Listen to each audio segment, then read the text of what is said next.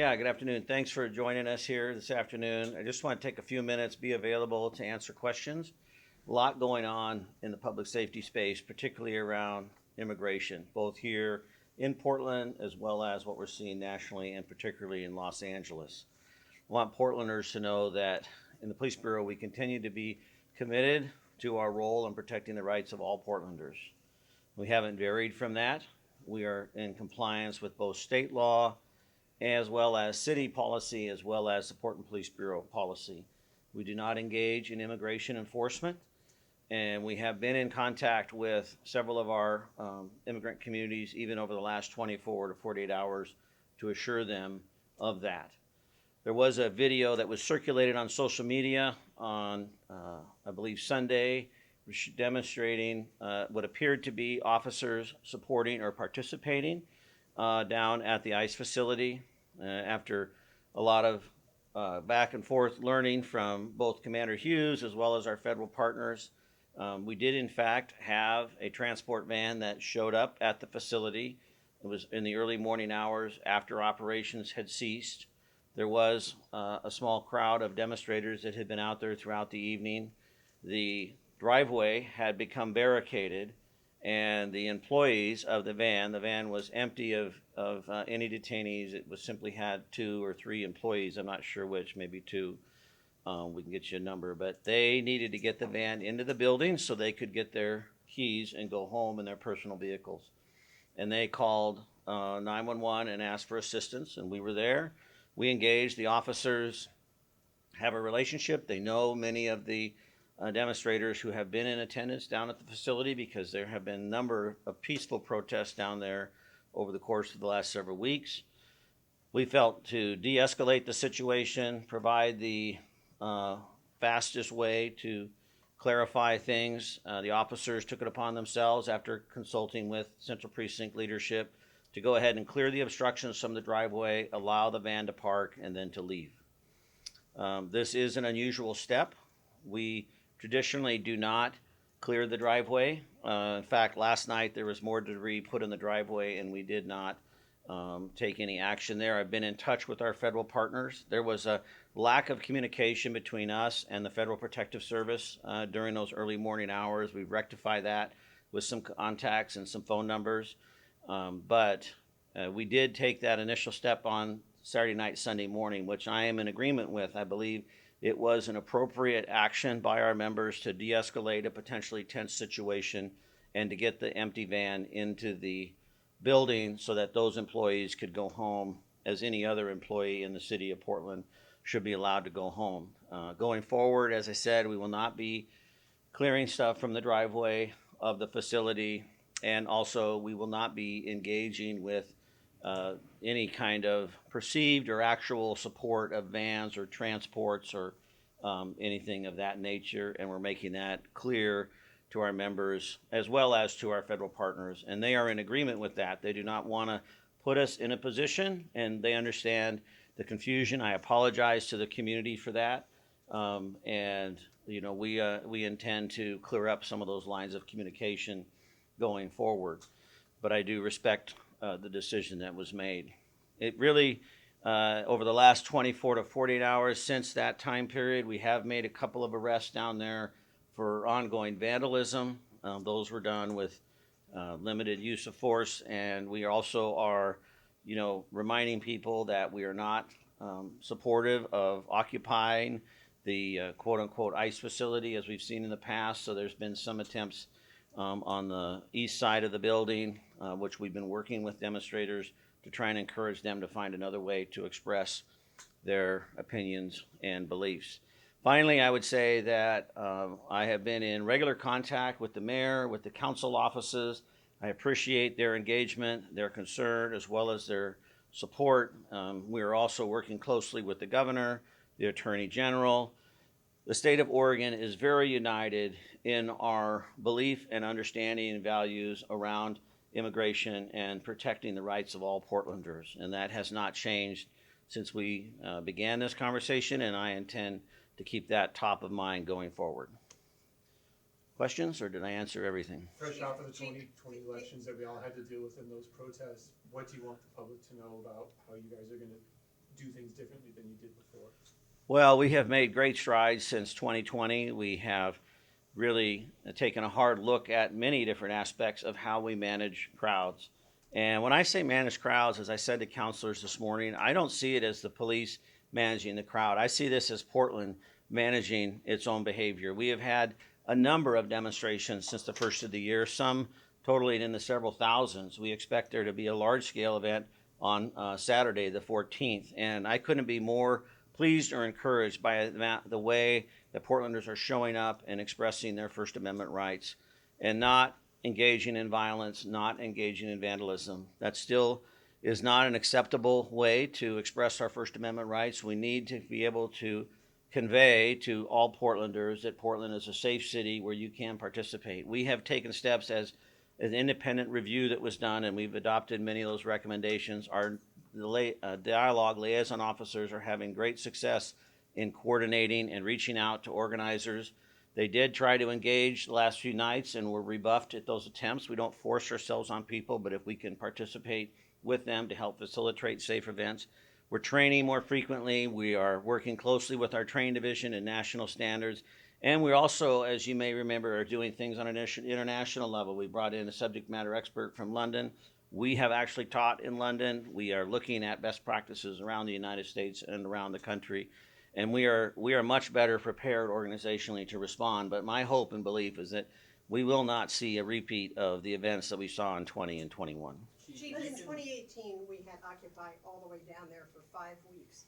I talked to the protesters down there today who are setting up an encampment, encouraging others to come down. They say they are going to be there for the long haul.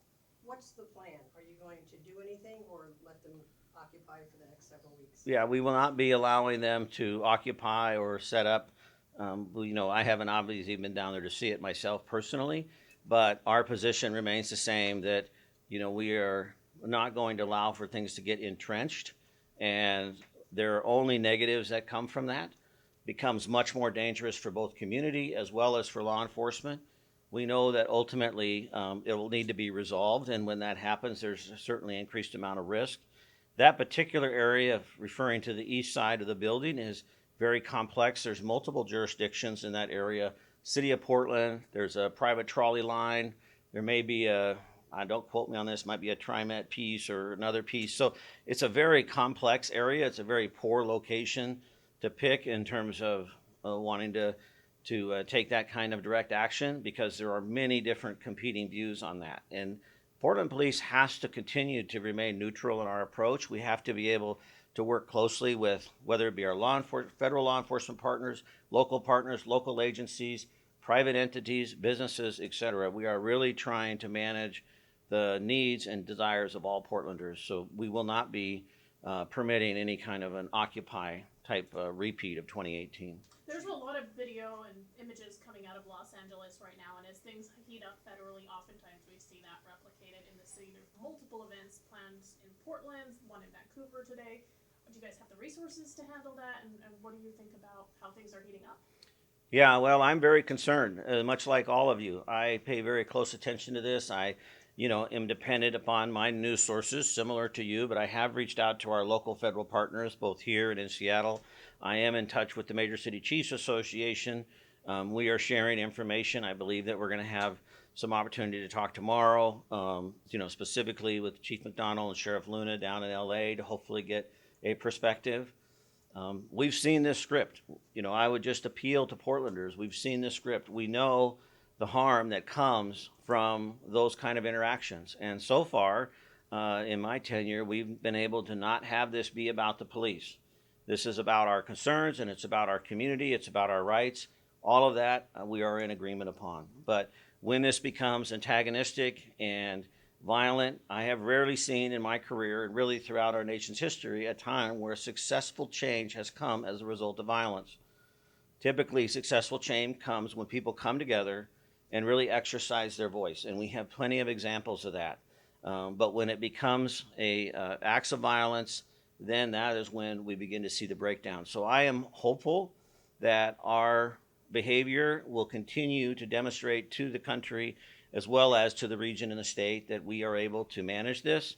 I cannot speak for the federal government. I do not know the intent of the president or any of his federal resources, but I can tell you the federal partners I am talking to, they support my point of view. They want to see Portland be able to manage Portland. Chief, it's described in the first incident from Saturday evening going to Sunday morning that, a contractor called 911 and then command staff made the decision to intervene. If you were Commander Hughes, could give like some sort of timeline about when that call was made and then when command staff ultimately made that. Can you do that, Commander Hughes? I sure can. All right. Yes. Good afternoon, everybody. It's Brian Hughes, Hughes. Timeline with regard to the activities that occurred Saturday night into Sunday morning. At around 11:09 p.m., we received calls from citizens down in the area about noise occurring, banging on signs. And then at 11:54 p.m., 2 area residents came to an officer that was on scene to complain about the noise. At 12:43 a.m., a contractor called the Bureau of Emergency Communications to complain that they were unable to get their van into the ICE facility. That resulted in a dispatch making a notation into the call, alerting the officers that were on the call that the driver of the van needed to park the van and get their personal vehicles and go home, as the chief mentioned. The on-scene incident commander, which was a night shift sergeant for the Portland Police Bureau, contacted his command, including myself and Captain Jones, and we briefed a plan on how to resolve the incident peacefully. At 1:32 a.m., with enough resources in place, officers were able to clear the driveway of debris. They entered onto the driveway by about 20 to 30 feet. It's pretty clear in the video. And for a very brief period of time, removed the debris from the driveway. By 1:51 a.m., officers were clear of the ICE area. And I guess Chief or Commander Hughes, I'm not trying to throw you into an either-or situation, but... Oh, come on, Saeem. I mean, that's what this is all about. But I'm imagining maybe the conversation would have been different if the transport van wasn't empty. Correct. That's one thing that's certainly top of mind for me. Yeah. But I want to be clear going forward that the officers used their discretion and the command used their discretion on Saturday night, Sunday morning. I support that decision making, but we will not be doing that going forward. We will make sure that the lines of communication between us and the contractor and FPS, and that's really where the breakdown occurred, was we were working off of partial information, and I'm confident we've clarified now that point. Was the city attorney's office consulted at all in this process? And can you speak to, how you would talk to folks about this being an instance where you have this state law that says do not assist? What would you tell the folks that this is a good opportunity for that discretion where you did assist? I'm going to go out on a limb and say you didn't call the city attorney at 2 in the morning? Or, Did not. okay, so no, the city attorney's office was not consulted on this particular decision. Of course, we work closely with the city attorney's office, on a regular basis around this. Portland Police Bureau is trying to walk a very fine line, and I understand that. And it is not a perfectly straight line. It is one that is constantly shifting underneath our feet. The reality is that this effort around immigration is happening. It's not something that's we can deny. It's happening. As my friend likes to say, life is in session. This is going on, and we are being called upon to show up in that space in some way. And I am very clear and very certain that I understand the rules of engagement as they relate to immigration and immigration enforcement and the role of the Portland Police Bureau in that. And I have also said since the beginning that we are going to continue to be engaged with our federal partners. This is not a time for us to pull away. This is not a time for us to be separate in terms of what is in the best interest of Portlanders. Because as we are seeing play out in LA, as we have seen play out historically here in the city of Portland, that once that separation occurs and there's that breakdown of conversation and dialogue, then we see more harm. Can I promise you that won't happen anyway? No. But the events on Sunday morning, the specific events on Sunday morning, I do not see as an assist. I see it as an effort to de-escalate a situation, to bring it to a safe conclusion for everybody involved. But it is a good reminder for us on the importance of making sure that our policies and procedures are in place. I think we're going to see more of this. We're going to be challenged more. And I welcome, the community input, as well as, like I said, the mayor and the council and I regularly talking, as well as our community leaders, about what is the best approach forward. You got two things going on today. You got the ICE occupation, and you also have this convention center protest. Do Do you guys have enough resources? Where are you focusing the bulk of your resources? Where do you think there will be more activity? Well, we're definitely making the Bureau sweat, as the mayor likes to say. This is a stretch for us and will continue to be a stretch. We've had the conversation about resources extensively over the last few years. I am proud of the way that the Bureau is demonstrating a high level of flexibility, and we are constantly evaluating, moving resources around, making sure that we can address high priority concerns and calls for service, continue to do investigations, and mitigate some of these public order events. I mean, right now, as I sit here today, I feel confident that we are doing that and we are doing that well. We are coming off a very intensive 2 weeks in general with the Rose Festival. This is a really all hands on deck season for us. We tend to like to sort of take a breath at the end of the Rose Festival because there is a lot of asks of our services and participation. I was at the parades, both Starlight and the Grand Floral, et cetera. We have a lot of other things that have been happening. But, you know, Portland Police Bureau is resilient, and I've also been in very close contact with the Oregon State Police. And Superintendent and I spoke today. I know the governor has offered their assistance at any time, so I'm comfortable that if we feel like we're wearing thin or we don't have what we need, that I can pick up the phone, and as they have demonstrated in the past, will partner with us to provide that support that we need. At the moment, is it convention center or is it? I'm not going to speak specifics about tactics or operations. That's I defer that to the incident commanders to make, you know, what's the best use of the resources and the folks we have, and then the contingency plans that they put in place. In terms of what you see being bigger, though? I don't have a comment on that. Chief, I just want to raise one thing that you put out earlier this year, a letter and a Q&A that lists out where police might help, may or may not help immigration. Mm-hmm. There's like a paragraph in here that talks about, officers are authorized to respond to emergency calls for cover of assistance. So about code 3 cover, injured officer, shots fired, specifically those requests from ICE, CBP, or, I guess you called this an unusual step. Is this policy kind of written here what you're going to follow moving forward, or? Yes, I mean, I still stand behind that policy decision, but, you know, the world of policing is very fluid. We have to be able to empower our people to make decisions. I mean, you know, it's 1:30 in the morning on a Sunday. It's complicated. There's a lot of competing interests, and to the best of their ability, they're trying to make what they see as the best decision going forward. And I believe parking an empty van back in the facility so that two employees can get their personal vehicles and go home versus trying to have the van do that themselves, engaging with protesters and whatever that outcome may or may not be. But I readily admit that it is unusual. It's certainly not life-threatening in that particular case as outlined in there. So that policy remains, but we cannot be static. I mean, one of the areas where we struggle, both in policing but also in our relationship with one another, is when we are so bound to a certain set of beliefs that we are not able to see the competing truths that exist. Two things can be true at the same time. And it's in that dissonance where we, I think, come together, where we grow, where we learn, where we get better, where we get more effective. But if we just stand on one side or stand on the other and point fingers or blame or not look for ways to bring us together, I think that's where the harm occurs. And so, you know, I think those people, those officers used a way to manage that dissidence in a safe way, and then we're done with it. I think we're good. If you could say one thing to both the people that are down there demonstrating as well as the people of Portland, they're two different groups. What would you want to say to them? Right.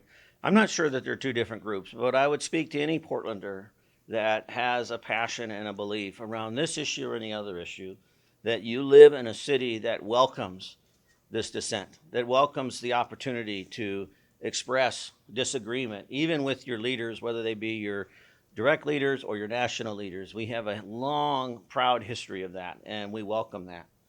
But I am constantly reminding us that, you know, there is no room for violence, there is no room for vandalism, and those actions will need to be addressed, and they will either be addressed in the moment or potentially addressed later. I'm in alignment with this with the mayor, with the governor, with the district attorney, with the sheriff, and many of our civic leaders. You know, folks, my concern is that if we get distracted, we're going to actually lose the ability to have the conversation about what's really happening. Right now in Los Angeles, nobody's talking about immigration. Right now, everybody in Los Angeles is talking about the federal government. They're talking about the National Guard. They're talking about fights with the police. They're talking about riots. They're talking about arrests. They're not talking about immigration. And I would argue that some of this was lost in 20 and 21, where the message was lost. What has changed? What is better today for Black Lives Matters and others today because of our work in 20 and 21? It's limited. There has been some growth and some change, but what is Portland known for? Portland is known for the anarchy and the destruction that occurred, and we continue to battle that today. And now Los Angeles is facing the same challenge. I understand that Portlanders are angry. I think there's absolutely an appropriate place for anger. I have certainly expressed my own anger and frustration over a variety of challenges in my lifetime, but I rarely make good decisions when I'm angry. I rarely make good decisions when I'm angry. And what I'm asking Portlanders to do is to find a way to express that dissent, to be able to come together and message, whether it's to the police chief, whether it's to the mayor, whether it's to the governor, whether it's to the president, their concerns, and then understand that the system is working to try and support that. We see that with the governor. We see that with the attorney general, the lawsuits. You saw it in the mayor's statement today, their willingness to take the government to court if they overreach. It's not as if we are passive in our approach, but I do have great concern that we will overstep and cause more harm if we degrade to a level of violence and vandalism. Do you think that the National Guard in Los Angeles is justified being there?